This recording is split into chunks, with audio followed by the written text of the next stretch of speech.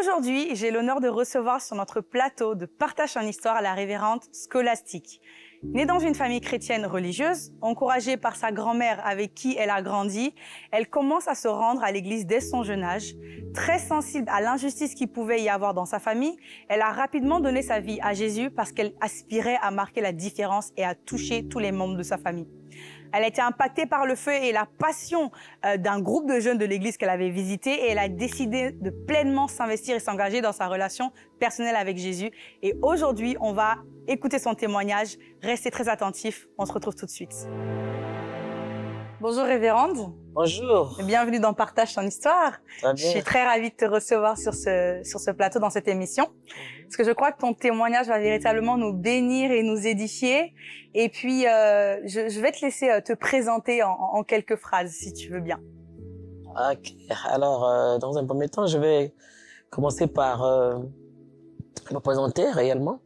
Je suis la révérende Scolastique Mbadinga, l'épouse du révérend Francis Michel Mbadinga. Et voilà, je suis quelqu'un qui a marché à côté du révérend Francis, voilà.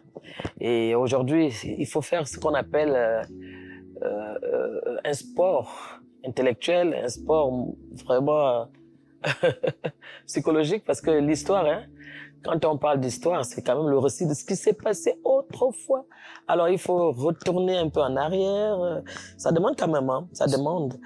Et je crois que je suis la bienvenue. Je bénis le Seigneur de m'avoir invité dans cette grande émission intitulée Partage de ton histoire. Alors, il est question de l'histoire et on va essayer d'aller ensemble. Exactement. Voilà. Merci. Et donc, tu es maman, c'est ça? Voilà, maman de 10 enfants, Waouh. dont 2 garçons et 8 filles. Il faut dire que moi-même, j'ai fait 8 gestes. Voilà, et bien après, j'ai adopté 2 enfants. Voilà. D'accord. Et le total fait 10.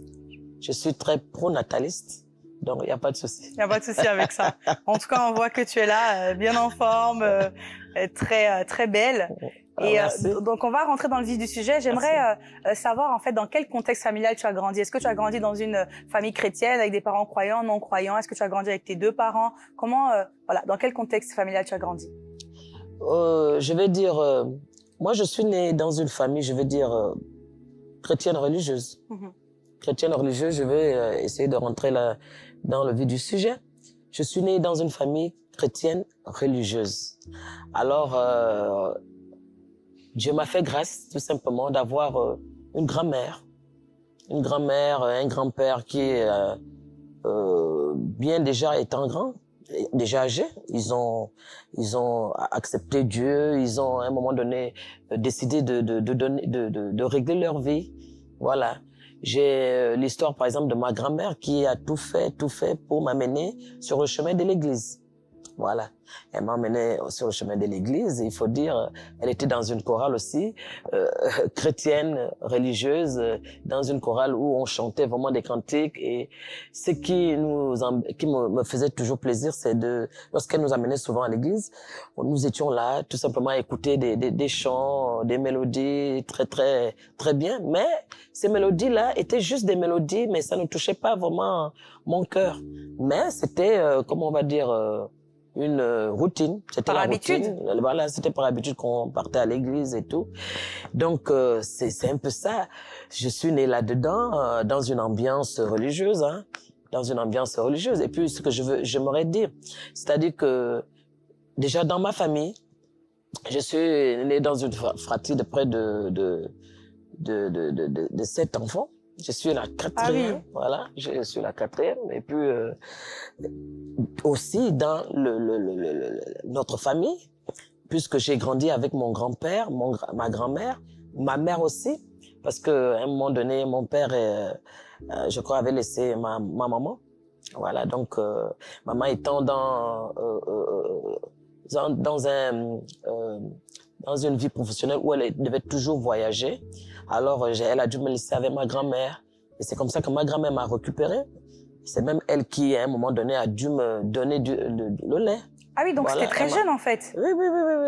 D'accord. Voilà, elle a dû me donner son sein pour que je puisse prendre du lait et en même temps avec un de mes oncles. Alors j'ai pris en même temps le sein avec mon oncle, voilà, qui a grandi avec moi et qui aujourd'hui est aussi dans le Seigneur avec moi. Donc c'était un peu ça, je suis né là-dedans. Et elle m'a beaucoup encouragé à aller à l'église. Voilà. Et lorsque je suis allé à l'église, je vais dire, une église, je vais dire traditionnelle, protestante. Et c'est en étant dans cette église-là que j'ai aussi fait, je veux dire, plus ou moins la rencontre de Jésus, parce que dans cette église, il y a eu un groupe de jeunes, voilà, qui n'était pas, comment je vais dire, un groupe des moindres. Voilà, un groupe qui était très apprécié dans cette église. Moi, j'étais par contre, comment je vais dire, dans un groupe, je partais souvent dans une petite chapelle aussi de temps en temps, et c'est là-bas où j'ai fait aussi la rencontre d'une famille qui faisait beaucoup de chants, voilà. On les appelait les trompettes de Jéricho. Je suis rentré là-dedans. J'ai pris du temps à chanter, à danser dans ce groupe-là. C'est pourquoi de temps en temps, vous me voyez toujours, je peux faire des chants et tout. C'est de ce groupe-là que j'ai appris vraiment à chanter, à être une bonne adoratrice, voilà. Et c'est comme ça qu'un jour, ils se sont décidés de venir à la grande église, dans l'église protestante. Lorsque nous sommes venus à cette église protestante, c'est là où j'ai rencontré ce groupe de jeunes, qu'on appelle les Unions chrétiennes de jeunes gens. Et dans ce groupe de jeunes gens, Union chrétienne de jeunes gens, le révérend Francis Michel Badinga aussi était dans ce groupe. Donc c'est là où les choses ont commencé à se dessiner. Pour la petite histoire, je vais dire quand même que lorsque j'ai vécu dans ma vie de famille avec mon grand-père et ma grand-mère, j'ai eu une sensibilité. J'étais quelqu'un déjà d'assez sensible. Une fille très jeune, très petite, dynamique, mais sensible. Sensible à l'injustice. D'accord. Tout ce qui était injustice, j'aimais pas. Mon grand-père avait 4 femmes. Et donc, ma grand-mère était la deuxième. Alors, qu'est-ce qui s'est passé? Vous-même, vous connaissez lorsque les gens vivent dans une vie, où il y a plusieurs femmes, il y a des enfants. Vous voyez, c'est une fratrie, c'est pas facile. La vie n'est pas facile. Alors, il y a tellement de choses qui se vivent à l'intérieur que tu te dis, mais il me semble qu'il y a un peu d'hypocrisie et tout. Et moi, j'étais très sensible à cela. Et même, j'avais des trucs comme quand ma maman me disait, tu sais, je veux plus que tu ailles dans le côté de telle femme, le côté de telle... Je voyais ça d'ingrat, je voyais ça d'injuste. Je me dis, non, nous sommes une même famille. Ça peut pas se passer ainsi. Ouais. Et j'ai failli avoir même souvent des atomes crochus avec ma maman. Parce que quoi? Moi, je me disais, je ne suis pas dans l'injustice. Je suis pas dans l'injustice. Si mon grand-père a eu des femmes, on pense ça comme ça. Les frères, les personnes qui sont nées de cette famille, les demi-frères, les demi-sœurs, tout ça, c'est, on va dire, voilà. Donc, je n'avais vraiment pas de problème à ce niveau. Donc, ça a failli me causer beaucoup de problèmes. Donc, pour te dire que dès le bas âge déjà, je crois que Dieu se réserve des personnes dans des familles. Dieu se réserve des gens dans les familles parce que Dieu, il travaille avec le cœur. Depuis même dans le bas âge. On peut être aujourd'hui, devenir des chrétiens, devenir des pasteurs, même si nous avons certainement dévié ou qu'on a vécu des vies difficiles dans nos familles, il y a toujours quelque chose qui attire Dieu, qui n'est peut-être pas le péché que tu es en train de vivre au moment à l'instant T. Voilà. Mais il voit déjà certainement dans la vie de quelqu'un ou dans une famille, une jeune fille et un jeune garçon qui a déjà quelque chose dont lui, il a besoin. Et je crois que moi, je sais que c'est à partir de là. À partir de là, parce que je peux dire que c'est quand même à partir de là. Dieu a regardé dans ma famille une certaine petite fille qui aime bien la sensibilité à l'injustice et tout. Et il a mis un regard sur moi. Moi, je crois que ça fait partie aussi du cheminement que Dieu a voulu utiliser pour me lancer certainement dans la vocation dans laquelle je suis aujourd'hui. D'accord. Et donc, du coup, avant de rencontrer justement ce groupe de jeunes où tu as qui a fini en fait, voilà, qui a milité et tu as fini même par rencontrer le Seigneur. Hein. On va parler de cela, exactement ce jour-là où le Seigneur t'a visité, où tu as décidé en tout cas de te consacrer. Cette partie de ta jeunesse, en fait, qu'est-ce que ça a créé chez toi, en fait, tout ce que tu voyais autour de toi, cette injustice que tu voyais autour de toi, qu'est-ce que ça a créé dans ton cœur? Qu'est-ce que ça a créé chez toi? Voilà, qu'est-ce que je veux dire? Ce que ça a créé chez moi, c'est, à un moment donné, je me suis dit, si l'injustice comme ça peut régner dans une famille, ce n'est pas normal. Ce que je peux faire, c'est d'être un témoin. Je ne vais pas vivre comme tout le monde. Je ne vais pas accepter tout ce qu'on me dit de faire et je vais être un témoin à ce niveau. Je veux dire que je suis presque la première fille dans ma famille qui a donné sa vie à Jésus. Parce que cette sensibilité était là. À un moment donné, tu te dis, bon, l'injustice est là, il faut quelque chose de particulier que tu as. Et c'est ce qui a fait que l'injustice étant là, l'hypocrisie étant là, il fallait que je me démarque. Et c'est cette démarcation qui a fait que, bon, à la longue, je me suis mis dans un groupe de chant, un groupe de chant qui s'appelle justement Tempête de Jéricho. Et là, j'ai milité là-dedans, je commençais à aller à l'église, je commençais vraiment à prendre des dispositions qui font en sorte que une vie chrétienne, c'est ça, c'est ça, c'est ça. Je n'étais peut-être pas encore, comment je vais dire, renouvelée dans le fait de naître de nouveau, mais déjà, comme on dit, on n'a pas besoin d'être, comment je vais dire, chrétien pour être gentil, par exemple. Oui, oui. Donc il y avait tout ce truc-là qui commençait à naître en moi, être gentil, ne pas être impoli envers les gens, ne pas critiquer, et c'est comme ça que les choses, voilà, ont commencé à prendre leur ampleur, puisque j'étais sensible déjà à l'injustice. Donc à un moment donné, j'ai même vécu une expérience où ma mère me dit, non, ne va pas, je veux pas te voir aller chez ma petite sœur. Je dis non, tu m'interdis pas d'aller chez ma petite, chez ma tante, elle est ma tante, je vais y aller. Tu vois, je commençais déjà à prendre des positions comme ça. Oui. Dans l'injustice, si on me dit de ne pas aller, je vais y aller. Je vais y aller, je vais aller m'asseoir avec ma tante, je vais aller manger avec mes tantes, mes sœurs et tout. Donc c'était un peu comme ça. Tu avais de bons rapports avec elle au final? Je faisais tout justement comme je suis en train de dire, avoir des rapports avec, vraiment de bons rapports. Vraiment de bons rapports avec. Et du coup, ça a créé des tensions, des conflits avec maman? Dès que ça créait des petits conflits, j'allais vers maman, je disais, maman, tu sais, il faudrait pas. Je donnais des conseils. Déjà, dès le bas âge, je donnais déjà des conseils à maman. Maman, tu sais, ça ne se fait pas.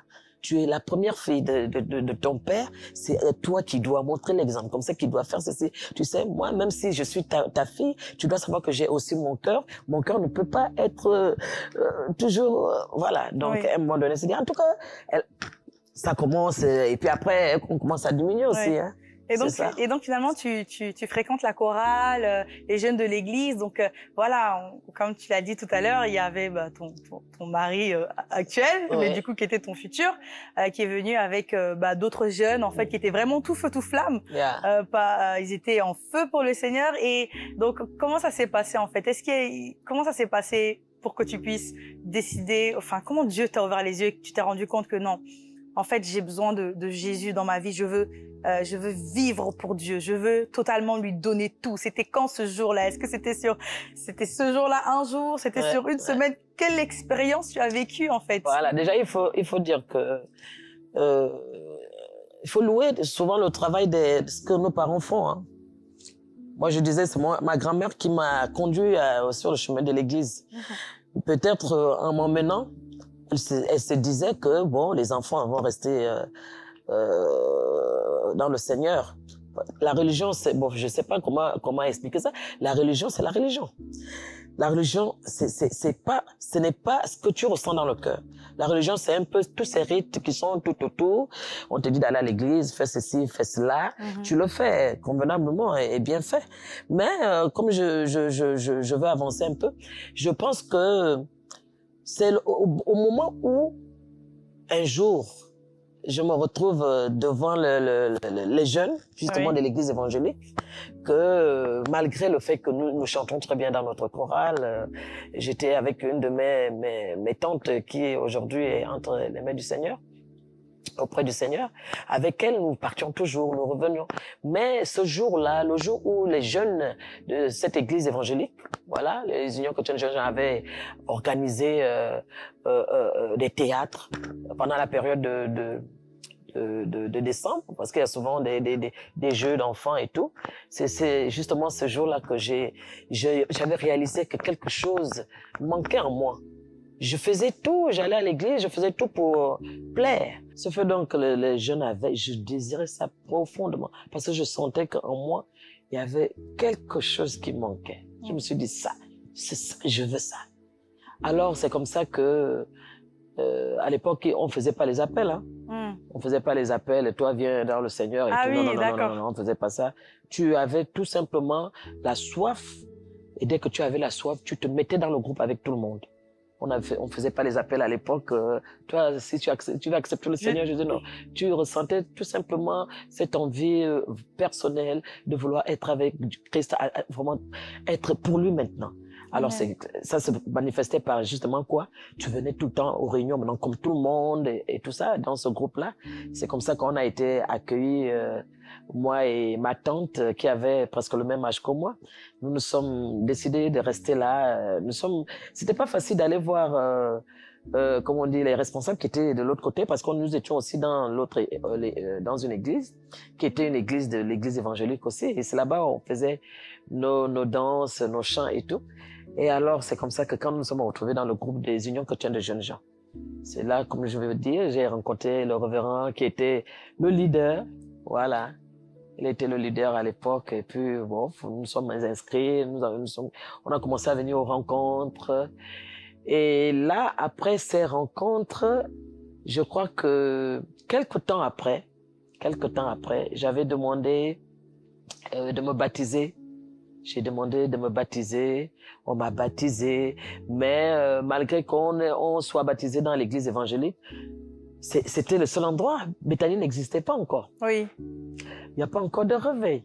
Mais je me suis fait baptiser là. Je me suis dit, bon, c'est important que ma vie soit totalement transformée, ma vie appartienne à Christ. Alors, Amen. à un moment donné, il faisait des baptêmes où moi je suis venu faire mon baptême. Mais le réveil n'était pas encore. Voilà. N'avait pas encore commencé. N'avait pas encore commencé. Donc du coup, bah, tu continues en allant à l'église, en même temps en étant dans ce groupe de prière en fait avec les jeunes. Et finalement, comment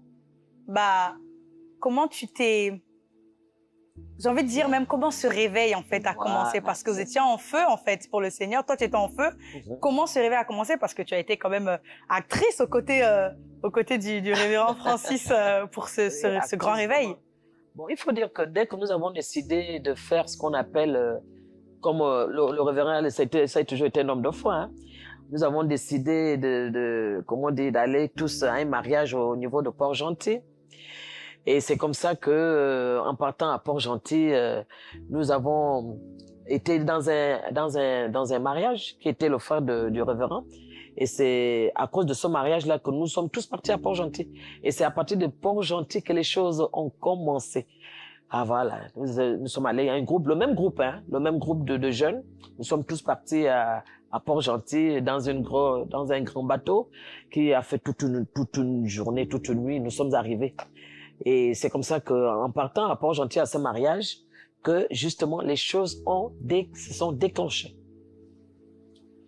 C'est par là-bas que le Saint-Esprit a commencé vraiment à nous utiliser de manière exponentielle. C'est-à-dire des miracles? Des miracles, parce que lorsque nous arrivons à Port-Gentil, nous avons été dans une maison qui nous a été accordée, et c'est comme ça que nous avons commencé à faire des prières, parce qu'on revenait de Libreville. On s'est dit, on vient à Port-Gentil. Port-Gentil nous a abrités. Au moment où on vient à Port-Gentil, nous avons juste eu le temps d'être ensemble avec les frères, les sœurs dans un endroit.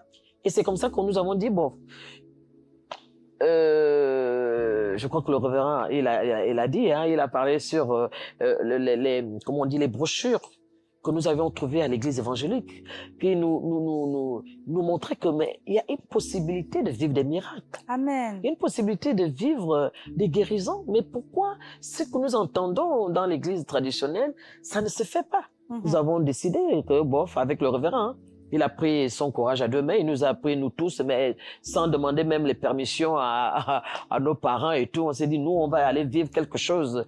Nous voulons vivre ce qui est écrit dans les brochures. Yes. Donc, quand nous sommes partis, comme on dit, à l'autre bord, de l'autre bord, donc c'était à Port-Gentil, nous avons voulu justement vivre ces expériences-là. On s'est dit, certainement, si on le fait ici à l'église évangélique, on va pas nous permettre. On va pas nous le permettre. Donc, faisons un voyage. C'est comme ça que nous avons pris le courage à deux mains. Nous sommes partis tous. Ah, on était fougueux, on était, comment on va dire, la niaque des jeunes. On s'est dit, nous partons à Port-Gentil. Et nous sommes allés, et au moment où nous partons avec ces brochures, nous avons dit, voici ce que les brochures disent. Il y a la guérison, la guérison, la guérison. Il y a des guérisons qui se passent Nous allons vivre cela. Nous sommes allés dans comme on dit, dans une église évangélique. Et c'est comme ça que je crois le révérend avec quelques frères sont allés voir les paroissiens de cette église pour dire, nous voulons vous aider. Nous voulons vous aider. Est-ce que vous pouvez faire que les gens viennent? Les gens viennent. Nous voulons prier pour eux. Nous voulons vraiment que les miracles se fassent. Alors, c'est comme ça, nous ne connaissons pas. On s'est dit, ça doit se faire. Il faut que ça se passe. C'est écrit. Pourquoi est-ce qu'on ne peut pas vivre ça? Donc, en rentrant à nouveau dans la pièce où nous étions, il y a un frère qu'on appelle Feu Patrick Mengouan qui a décidé d'annoncer, lorsque nous avons vu ces paroissiens, d'annoncer que revenez demain, nous voulons qu'il y ait des miracles qui se passent ici, des guérisons qui se passent ici. Venez voir Jésus-Christ à l'œuvre. Nous, on s'est dit, vous êtes sûr que ça va se passer? Quand nous sommes retournés dans notre endroit où nous dormions, nous étions vraiment, comme on dit, crainte à l'intérieur, lutte au dehors. Parce qu'on s'est dit, vous êtes sûr que ce que nous sommes allés dire là, nous allons vraiment le vivre? On a commencé à chanter des cantiques, chanter, prier, chanter. Et alors on s'est décidé. Un bon matin, on s'est dit samedi. C'est comme ça justement dans nos rencontres, dans vraiment l'espace de notre ministère, nous avons dénommé le samedi des miracles. Samedi des miracles. Voilà, samedi des miracles. Alors c'est comme ça que nous sommes partis dans cette église, vraiment tout tremblant, hein, malgré que nous étions jeunes. Nous avons appelé les gens pour leur dire, venez, où il y aura des miracles, vous allez voir des aveugles qui vont voir, il y aura des gens qui seront guéris, il y aura des démons qui vont sortir des corps. C'est-à-dire que nous ne croyons pas, mais nous avons dit, nous allons vivre ça. Nous avons vu ça dans des brochures, nous allons vivre cela. Donc, il y avait vraiment du monde qui venait. Et nous-mêmes aussi, nous avons envoyé nos frères, des sœurs, pour aller dire aux gens, vous pouvez venir à l'église évangélique, il y a quelque chose qui va se passer, venez. Oh, c'est quelque chose d'avoir un esprit jeune. Hein. Il y a ce qu'on appelle l'aventure. Quand vous êtes jeune, il y a de l'aventure. Vous n'avez peur de rien. Il n'y a rien qui vous ébranle facilement. Alors, nous avons décidé tout simplement de dire aux gens de venir. Lorsque les gens venaient, je crois que le révérend avait pris la parole et avec un autre frère là. Et puis, lorsqu'est venu le moment où il fallait maintenant prier pour les malades, on a commencé à dire, maintenant vous venez tous. Le Seigneur vous attend. Il va vous bénir, il va vous guérir, il est capable de bénir, il est capable de guérir. Il guérit les malades encore aujourd'hui. Les aveugles voient encore, les sourds entendent. Je dis, vous allez... Alors, quand il a annoncé cela, nous étions dans le fait accompli. Et dès que nous avons fait l'appel, les gens se sont avancés devant. Alors, on a commencé à prendre les mains, commencé à imposer. Mais c'est là où les choses ont commencé. Nous commencions à entendre les gens crier de partout. Et on était là, on imposait les mains, nous parlions, nous prophétisons, nous proclamons. Et c'est comme ça que les choses ont pris leur ampleur. On s'est dit, mais c'est réel. C'est vrai. Jésus est vivant. Ça existe. C'est possible. C'est possible de vivre ça. Et c'est comme ça que les choses ont commencé. Le réveil a commencé comme ça. Donc, c'est comme ça qu'après ça, nous avons refait une autre rencontre. Et ça a marché. Et c'est là où nous nous sommes dit, nous avons quelque chose. Nous allons prendre ce que nous avons là. Nous allons propager ça lorsque nous allons retourner à Libreville. Et c'est comme ça que les choses ont explosé. Et du coup, avec du recul aujourd'hui, qu'est-ce que ça te fait de te dire, en fait, que tu étais là au tout début? C'est pas par orgueil ou quoi que ce soit, mais c'est quoi ton ressenti? Qu'est-ce que ça te fait de te dire, j'étais là au début, j'étais là au commencement, en fait, au tout début de la chose? Ah, ben, ça fait un grand plaisir, hein. Ça fait un grand plaisir parce que, voilà, tu vas faire l'histoire. Wow. Tu vas faire l'histoire du réveil. Amen. Ça veut dire que c'est celui qui connaît l'histoire qui fait l'histoire. Amen. Donc, ça veut dire qu'on ne peut pas s'empêcher de parler de notre histoire parce qu'on fait partie des acteurs de l'histoire. Parce que des fois, on a tendance à diluer l'histoire, on a tendance à ne pas faire cas. Mais il faudrait que les gens connaissent comment les choses se sont passées dès leur début. Amen. Voilà, c'est très important. Donc, du coup, et si ça fait une fierté, oui. ça fait d'avoir été là, quoi. Oui. Et si tu avais un conseil justement à donner à quelqu'un qui veut expérimenter le réveil, parce qu'on sait avant que Jésus revienne, Oui. on sait qu'il y aura un dernier grand réveil Bien dans sûr. le monde entier. Bien sûr. Donc ça veut dire qu'énormément de personnes seront acteurs Oui. de ce dernier grand réveil. Et au final, si il y a quelqu'un qui aujourd'hui dans son cœur veut se dit, moi je veux faire partie, je veux être acteur de ce dernier grand réveil, qu'est-ce qu'il faut faire? Déjà, il faut se dire qu'il faut être prêt à désirer. Il faut désirer. Parce que quand tu désires quelque chose, cette chose vient à toi. Quand tu la veux, elle vient à toi. Moi, je crois qu'aujourd'hui, les gens doivent rester dans cette attention-là, de s'attendre à Dieu, Amen. de s'attendre à la présence de Dieu, de s'attendre au Saint-Esprit, de venir faire une œuvre dans ta vie. Je crois que c'est très important. C'est important. Tu veux vivre un réveil, il faudrait que toi-même, tu te dises d'abord, je m'attends à quelque chose. Yes. Et pour que tu sois dans l'attente, sois tout simplement dans le service. Amen. Sois dans le service, sois dans sa présence, obéis, fais ce que le Seigneur te demande de faire et tu vas vivre justement un réveil. Amen. Maintenant, pour ceux qui nous regardent, pour ceux qui se disent, mais comment faire? Moi, je pense que c'est qu'il faut se dire que, bon, quelque part, je suis dans l'attente. Quand tu es dans l'attente, le Saint-Esprit, invite, tu invites le Saint-Esprit. Soupires après Dieu, tu désires, il faut désirer, il faut avoir cette soif-là aussi. Il faut avoir cette soif, parce que c'est ça le réveil. C'est cette profonde soif que tu éprouves, qui fait en sorte que tu vives certaines choses. Alléluia. Voilà. Amen. C'est ça. Amen, amen. Merci beaucoup, Révérende, pour ce témoignage qui impacte et qui va toucher vraiment des milliers, des millions même de vies, je le crois, et qui va participer justement à réveiller des acteurs de ce dernier grand réveil. Et merci à vous de nous avoir suivis, et peut-être qu'aujourd'hui, vous vous posez la question de vous dire, OK, moi, je vais être acteur du réveil. J'ai été touchée par ce témoignage et je veux vivre. Je veux vivre pour Dieu, je veux rencontrer ce Jésus, je veux vivre des miracles, je veux l'expérimenter. Alors, il faut naître de nouveau. Et naître de nouveau, c'est tout simplement appartenir à la famille de Dieu. Parce qu'on ne naît pas chrétien, on ne naît pas enfant de Dieu, on ne naît pas chrétien, on devient enfant de Dieu en recevant Jésus comme Seigneur et Sauveur, en décidant de s'abandonner totalement à lui. Alors, tu peux faire cette prière avec moi. J'aimerais t'accompagner pour recevoir Jésus dans ta vie. Tu vas juste fermer les yeux et répéter à haute voix cette prière avec moi et tu vas dire, Seigneur Jésus, aujourd'hui, je veux te rencontrer. Je crois que tu es le Fils de Dieu et qu'il t'a ressuscité d'entre les morts. Je te demande pardon pour ma vie passée. Je renonce à ma vie passée et je décide de t'ouvrir mon cœur, de te recevoir et de t'accepter comme mon Seigneur et mon Sauveur personnel. Merci parce que tu effaces tous mes péchés et parce qu'aujourd'hui, je deviens ton enfant. Au nom de Jésus, Amen. Amen. Bravo et félicitations. Si tu as fait cette prière, laisse-moi te dire que ta vie ne sera plus jamais la même. Le Seigneur va transformer, changer ta vie. En tout cas, quelque chose de nouveau va se passer. Si tu as fait cette prière, n'hésite pas à m'écrire sur ma page Instagram, partage ton histoire, afin que je puisse te donner quelques conseils pour ta nouvelle vie en Christ. Et d'ailleurs, si tu as même un témoignage, contacte-moi également. Je serai vraiment ravie de te recevoir dans cette émission. Merci à tous de nous avoir suivis. On se retrouve très prochainement pour un autre épisode dans Partage ton histoire. Dieu est un architecte divin. Il a la capacité de créer des chemins pour nous emmener à le rencontrer. Et le témoignage de la révérende scolastique nous le montre bien. Bien qu'étant née dans une famille religieuse, elle avait besoin d'une réelle rencontre avec la personne de Jésus. Et je crois que son témoignage est pour nous une source d'inspiration et nous motive à avoir soif, une soif de Dieu pour le vivre pleinement. Merci à tous d'avoir regardé et d'avoir su ce témoignage. On se donne rendez-vous pour un autre épisode dans Partage ton histoire.